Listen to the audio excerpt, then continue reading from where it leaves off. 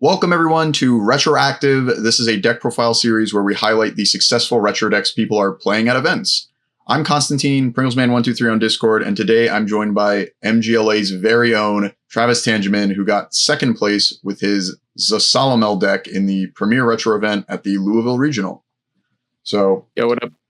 Hello. And just jumping into it, the usual, what is it about Zasalamel that made you want to play him? Why'd you pick this guy? So I didn't necessarily pick him per se. It was actually a list that was built by our great teammate Wub. He is a very big fan of the gameplay pattern this character offers, the very defensive nature, kind of finding openings in people's defense and then just punishing them super hard for it. And I was like, hey, I don't have a retro deck. I would like to play something. And none of the other decks that we had on the team were particularly interesting to me at that moment in time. And what was like, I have Zasalamel built if you want to play it, and then handed me a pile of cards and said, sleeve it up. And I was like, all right, bet. This character is kind of cool. I'll try it. Yeah, and tried it you did, because second place is pretty good for just trying it, right? Yeah. I thankfully have like a lot of background in playing this game, because obviously I played UFS before it became UVS, so I know all these cards and kind of how they interact with other cards. And it'll be perfect for you to tell me how they work, because I know almost nothing about retro. And so Gotcha. Next thing then would be, how exactly is Zasalamel winning? What is his defense look like? What does his offense look like in a typical turn? Okay, so his defense is absurd. We'll just say that. He's got enhance once per turn -5 speed on his face. So basically, no matter what, once per turn, you get to block one thing. And that's not even considering all of the other speed hate that you have in the decks. Stuff like Guardian of the Spirit Sword, Kirin Soul, Conquest of Terror, Dark Side of Karma to return stuff to printed.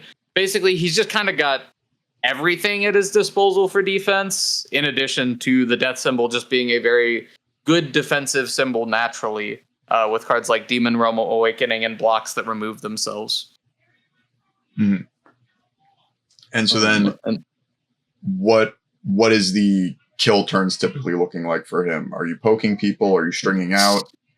So typically you are just poking people. A lot of what your kill condition is in this deck is playing a Spirit Shotgun, using the enhance to make it a throw that is not a throw, and then using your Zasalamel to give it -5 speed, which seems very weird, obviously, on paper. Normally, you don't want to make your move super blockable for no particular reason.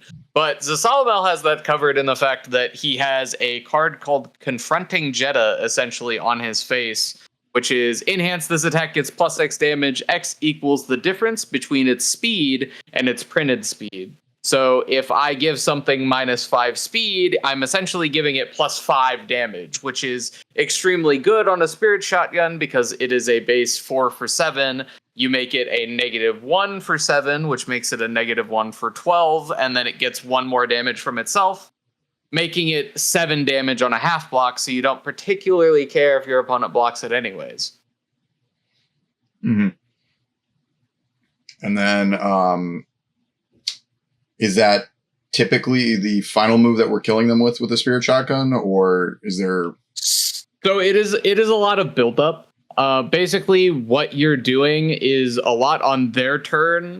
You will play like a Withering Toxin or something after you block, because Zasalamel says that you can respond after your opponent's blocked attack resolves. You play any reversal from your discard pile as a reversal, and then remove it after it resolves or leaves the card pool. So you block, and then you reversal them with Withering Toxin, which is a 4 for 4 that says it gets 2 speed for each card that has left your opponent's card pool this turn. And enhance remove X cards from your opponent's card pool as cost to draw X cards and flip one of your opponent's foundations. And this actually comes up a lot, specifically in retro, because there are a lot of strategies that are just super centered around having cards clear the card pool. Think, for example, for people that have not played a lot of retro, Asui. There are a lot of those kind of characters in retro. So this card just scales beyond belief. And then after a certain point, after your opponent has had like 6 or whatever cards leave their card pool, you're essentially one-shotting them with this move because your speed translates to damage because of Zasalamel.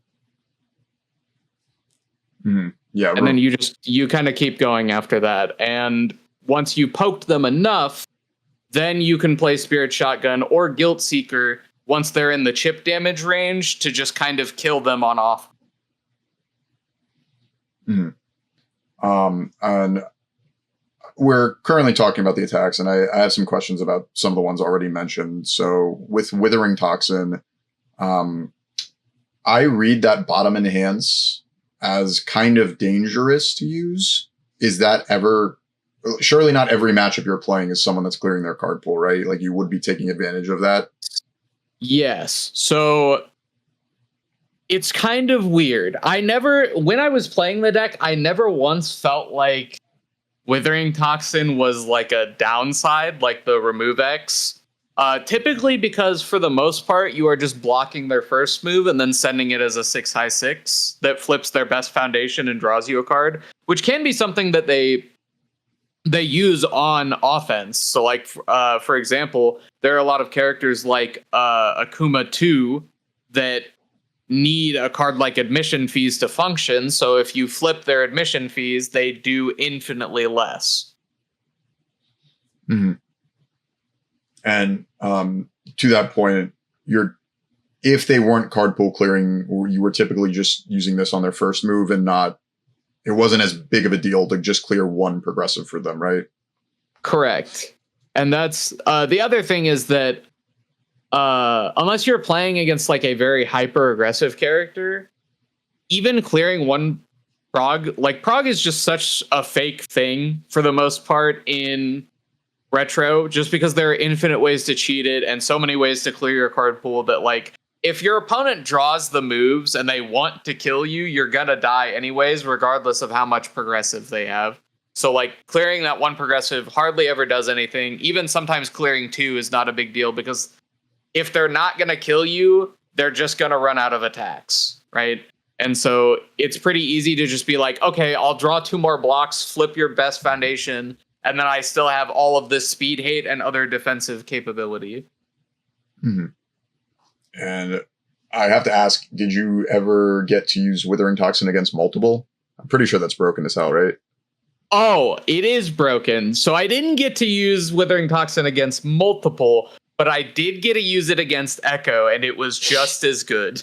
Holy, all right, yeah. How could I forget the one that we currently have? It's the same thing. Yeah, and so like I was playing against Dr. Wily, obviously playing a bunch of ally cards. What's one of the best ally attacks that also randomly has Echo? Trace Eyes. And so he attacked me with the Trace Eyes, and I went, okay, I'll full block your Trace Eyes, respond to Zasalamel, play Withering Toxin from discard, remove your Trace Eyes from the game. And this was after he had already paid the cost, because you have to pay your cost for Echo. So he popped the foundation, and I just went, okay, Withering Toxin, get it out of your card pool. Our reversal got rid of 2 of them. That's crazy. Yes. Yeah. It was crazy. And then I also had another question about Guild Seeker, as you had mentioned it a little bit before. Yeah. Is this mainly just the best other throw attack you can play outside of Spirit Shotgun? So it's weird because I think it probably is.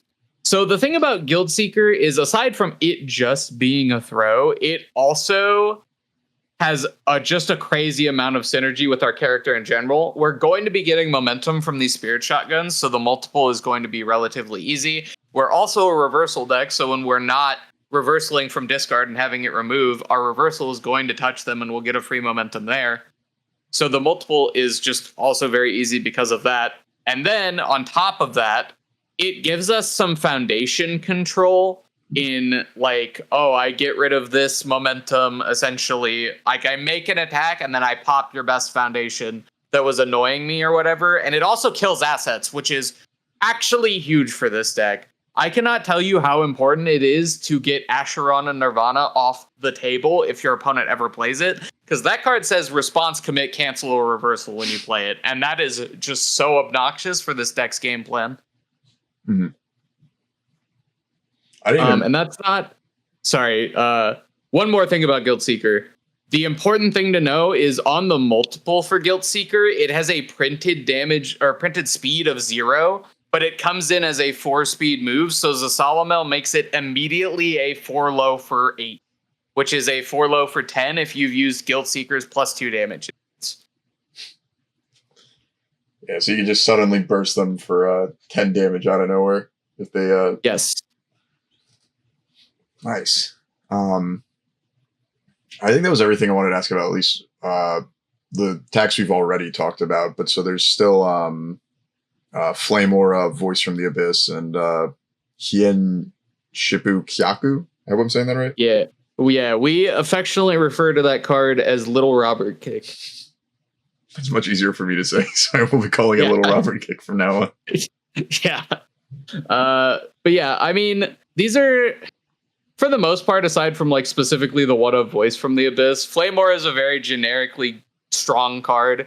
It just is a speed reset on an attack with a 1 high block that also gives you chip damage, which is like quite literally everything your reversal deck could ever ask for. Like, block with Flame Aura, respond reversal, you'll take 1 damage from my Flame Aura, you'll take 4 damage from my reversal, and now I've gotten a 5 life swing on your turn. Mm-hmm. Did you ever swing with Flame Aura as an attack, or is it? Oh, absolutely. Okay. So the important thing to note about Flame Aura specifically in this deck, like I was saying, a lot of your kill turns become just, oh, your opponent was already pretty low, we're gonna chip them out with throws. And Flame Aura says on every blocked throw you get 1 bonus damage on top of what you're already dealing them with chip damage. So a lot of the time, you will take a little bit of damage, go to like Desperation, because your Desperation's really high in this character. Your Desperation's 18 health. So you can just tank some damage and then Flame Aura on a 4 and then play your throws afterwards, and they're just going to take a bunch of free damage. I know specifically against Chris Smith in round 5, my final kill turn involved me playing double Flame Aura to chip him low enough where my Withering Toxins towards the end of my chain would kill him. Nice. Okay, yeah, because I always think of Flame Aura as a block trick, so it was decidedly also an offensive tool. Correct, yeah. Mm-hmm. And then just that last one with the Voice from the Abyss. Would you want more of this in the deck in the future, or was it not good enough? Or so it is good enough as a one of, I think. I think that is exactly where this card should stay. This card, when it is strong, it is like broken. Like, you are turning off your opponent's character on their turn. It's essentially Bang, which is good enough to be in the sideboard at the very least. It shuts off your opponent's character so they can't like continue to aggro on you if their character matters for their game plan.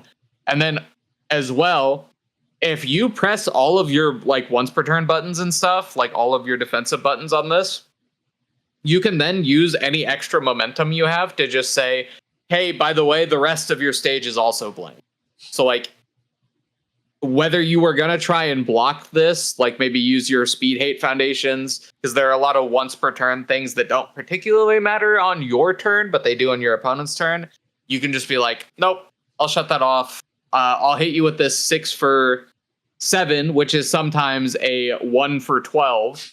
So it's essentially just saying, hey, you have to block this, or you're taking 12 on your turn, which is something you probably, on average, don't want to do against the character that's playing Spirit Shotgun and Guilt Seeker. Mm-hmm. And then it's also just a 0 mid block, so it's a really good block. I think this is like perfectly fine one of territory. Gotcha. Did you have anything else you wanted to say about the attacks, or? So specifically, I think Little Robert Kick was like fine to below average most of the time. I think that if somehow you had access to paralyzing touches, I would probably play 4 of those instead of Little Robert Kick. Just because that card does a lot more for you on offense, because the water part of that card that says clear it, like the water enhance, does not matter for this character because you're going to be clearing it from his own effect anyways. And then he gets the most relevant part of the card, which is the fire enhance to give stun to. So it's a stun 2 reversal that also like makes them pop a card. It's just very strong. Mm-hmm. All right. So just some changes someone could make if they see this list and want to try something else. Onto the assets. I at least want to point out how funny Pit is as a card existing. I'm assuming this was a relevant one for you over the weekend. So it was. So on the list, it says there were 2 in the main deck. It's definitely supposed to be 1 main, 1 side. Just because this is not. It's not relevant in every matchup, but when it's good, it's like very good. I know, for example, in the final round, Ben Lambright was playing Moonset, which is an attack that has innate safe on it, but can lose safe. And is very funny specifically to have Pit against that card because that card gains powerful 5, and Pit says they cannot gain keywords or have their keywords rating increased. So it already loses safe, so it can't lose safe again. And then it also can't gain powerful 5, which basically just means that Moonset is a target D build, which is obviously very good against our 5-hander, but a lot less good when it doesn't, just hit us for like 12 for no particular reason. Yeah. I'll have to update the link also. I did not completely went over my head. The sideboard was only 8 cards, so we'll have to get that fixed. Yeah, for sure. But this is basically the list. Aside from the last 2 cards in the sideboard, but I think Blood, Sweat, and Beers overperformed. I want to say it was very good into anyone that's trying to string out, and then the desperation response. Like I said, the desperation in this character is very high. It's 18. So you can kind of just build this and let it sit on your board and say, hey, stop that. Stop trying to cancel my reversal with your Acheron and Nirvana. I need that to resolve. And then you get it back in your hand and you can use it as a block trick afterwards. That does sound pretty powerful. And then just to confirm, the card pool response remove works on itself, right? You can just block with this and get it out to start check hacking? Yep. Nice. Yeah, very, very, very powerful card. Very cool champ card. Calf Seal, I think, could very easily be more than a one of in this deck, or at the very least have another one in the sideboard. Because there are a lot of good foundations to seal with this card. Like every time this card was on my board, it absolutely smurfed on my opponent. It was so sick. And then the 4+ is also very relevant for our game plan of I want to speed reduce my own throws. Because it says if your opponent ever tries to interact with you in a meaningful way, you go, all right, I'll press the 4 button. I'll give this -1 speed, which is equivalent to +1 damage because of my character. And then it also just mills you, which is important for this character that wants to get reversals in his discard pile. Mm-hmm. And that sounds somewhat difficult for a 5-hander, so any more mill can help. Yes. And then moving on to the actions. So I talked to Ben already about his Edenine deck, and I know that Demon Realm Awakening in his deck was helpful for Prism Storm. Obviously, you're not running Prism Storm, so kind of walk me through the role of this card, because there's a lot on it. Like, what were you typically using this for? Okay, so usually this card was just a block trick that removed itself. So like, all right, I'll block with my 1 mid block. It removes itself, respond, draw a card, respond either a reversal from hand on 0 progressive because we cleared the block, or a reversal from discard with Zasalamel also on 0 progressive. It was basically always used for that for the most part. There were very few situations where the top enhance came up, but when it did come up, it was very good. It does give Withering Toxin +3 damage, or Spirit Shotgun +2 damage, or Guilt Seeker +2 damage, and it cycles itself. Because part of the issue with being a 5-hander is sometimes you will brick on these like non-foundation cards. And it's very important that you are able to build, even if your character does function well on low foundation cards. Mm-hmm. All right. Okay. And so more defensive with the Demon Realm Awakening than more often than not. That's what you were doing with it. Correct. Yeah. I also think it is important to note, if you were playing this deck in like a future iteration, Demon Realm Awakening should absolutely just be Toguro Brothers. 100%. It is, like I said, so unbelievably important to make sure that Asherona Nirvana does not stick on the table. And then also, it's very important to be able to cancel Ageless and Wise on your Guilt Seeker or your Spirit Shotgun Deadlock Enhance, because a lot of the ways that you kind of interact with your opponent's stage are with those cards, and if they can shut that off, that's very bad. Mm-hmm. All right, so another upgrade for anyone interested, replacing Demon Realm Awakening with Toguro Brothers. If you don't have anything else to say about is like the right side of the deck list, I was going to start asking you some questions about the foundations. Yeah, absolutely. Go ahead. So, at least with the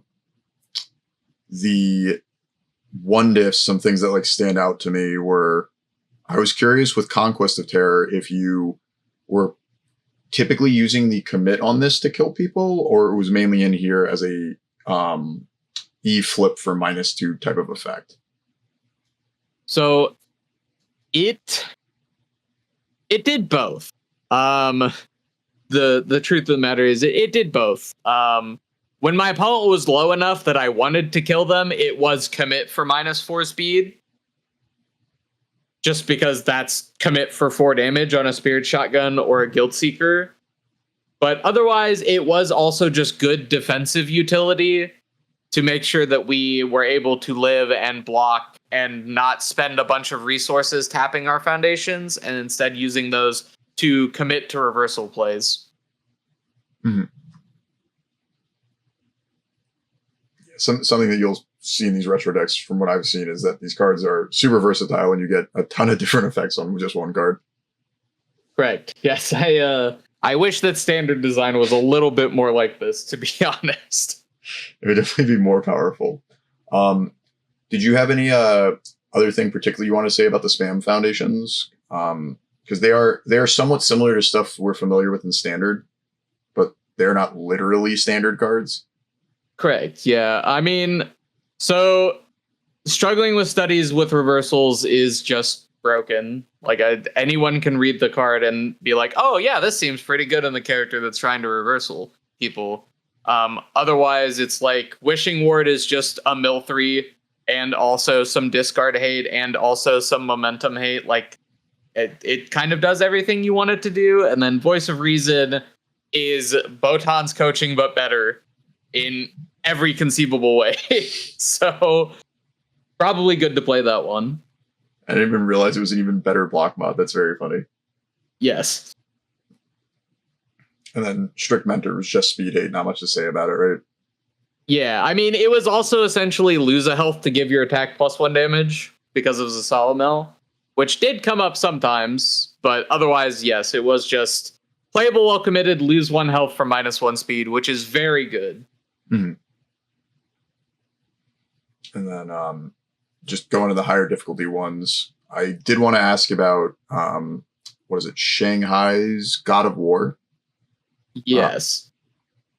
So yeah, go ahead. No, you're good. You could speak about it. Okay.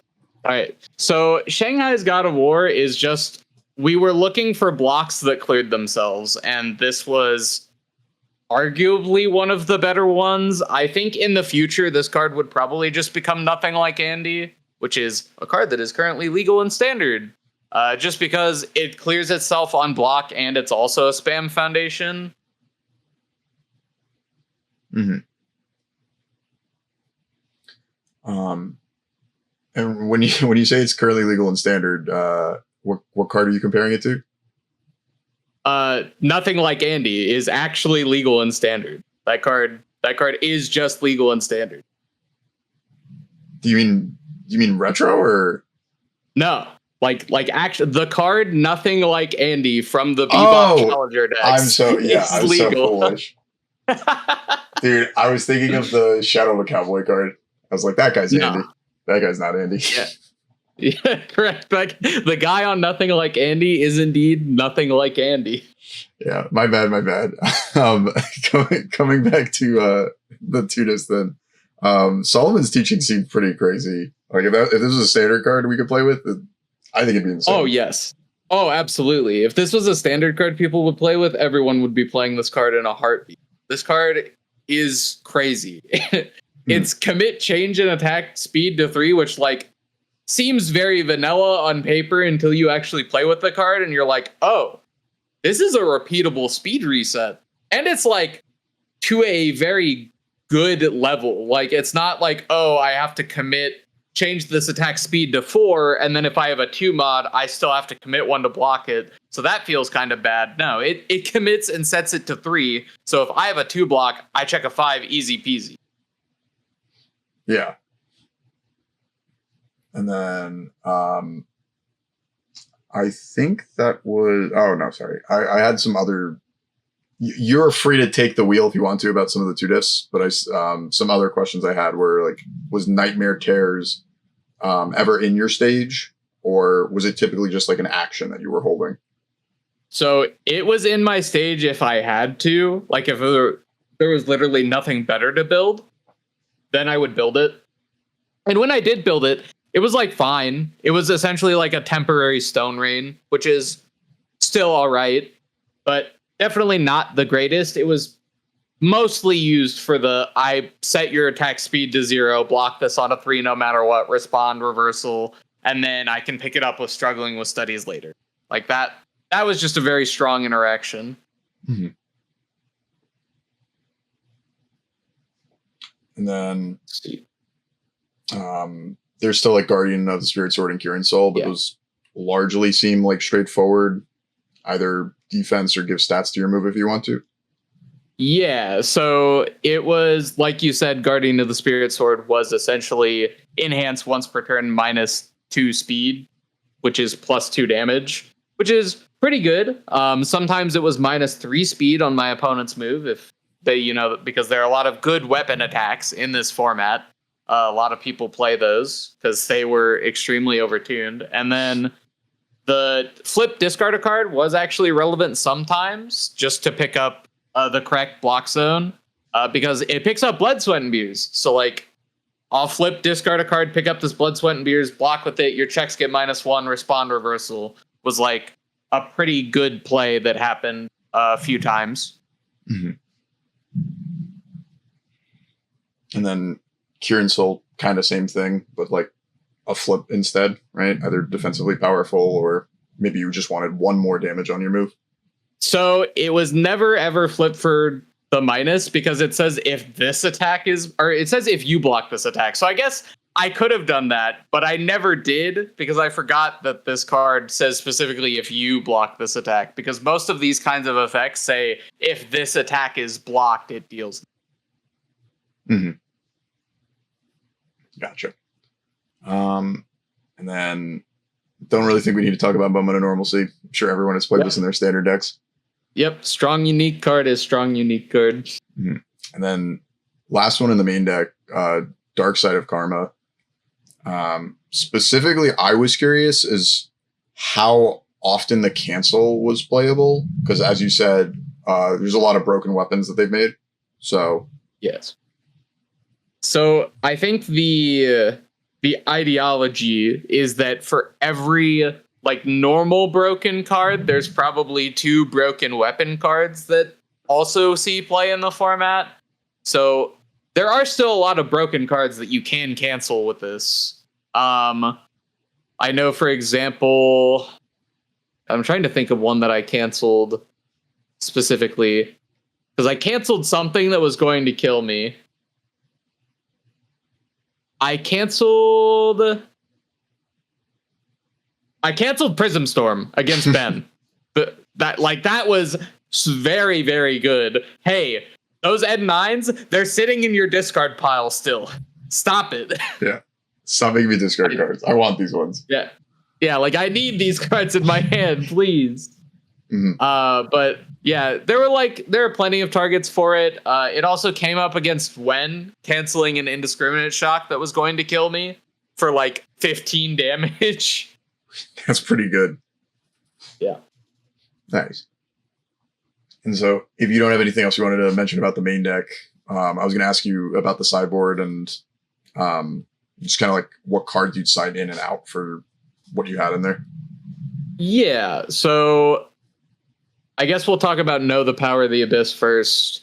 I think that this card is fine. I don't think it is particularly amazing. You don't really need the speed reset for the most part. It is more for the mill 10 to put good reversals in your discard pile and pick up a reversal than it is the actual like reset effect. But it is fine. It is still also a no block, which can kind of come up sometimes because there are times where you would rather this just be a block in your hand rather than something that could potentially get canceled and then you're out of cards in hand and it sucks and you just die after that. And then Friends and Rivals is like, arguably, I want to say this is one of the better, if not the best foundation in the deck, actually, and it should probably be in the main deck. Especially if you're playing, if you make the change we were talking about earlier to the attacks, which is trade out Little Robert Kick for Paralyzing Touch, because Paralyzing Touch also shares 2 symbols with your character because it has Death and Fire. It essentially makes that into a stun 4 move at base, which is very strong. There was one point in the weekend, I think it was against Chris Smith, shoutouts, where I had 4 Friends and Rivals on board, and he attacked me and had to keep going because he had just a bunch of orange in his hand, and I went, all right, well, my first 2 reversals got canceled, and then the third one, I kept exactly 4 Friends and Rivals up and my character, and just went, I'll respond, tap 8, please. Stop attacking me. That is messed up. Holy, yeah, that one should probably be in the main board then, huh? Yeah, Friends and Rivals is an absolutely messed up card, for sure. Especially when you get to tutor the correct reversal to trigger them from your discard pile. And then Bang is self-explanatory, to be honest. It seals your opponent's character so they can't murder you. And then just because you are playing a reversal character, it has randomly additional flavor text of deal 3 extra damage on your reversal and draw a card. That was pretty funny. And then you said 1 pit was in the sideboard. Do you remember what the 10th card was? Or I think I actually don't particularly. I think it was Another Moment. Yes, it was Another Moment of Normalcy. Was it the 10th card in the sideboard? Okay, that's still a pretty good one. Yeah. All right, but that is the second place Zasalamel deck. Any shoutouts you want to give before we wrap up?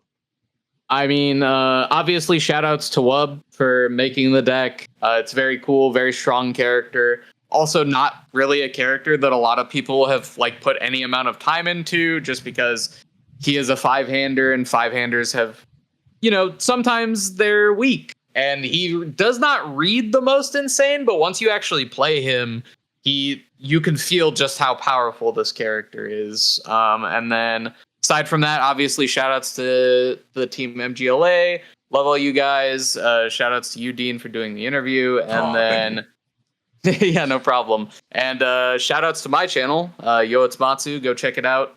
I do Patreon coaching and all that kind of cool stuff. Awesome. And I'll link your YouTube channel in the description. But with that is everything for this deck profile. Make sure to like the video, subscribe to the channel, and comment your favorite reversal.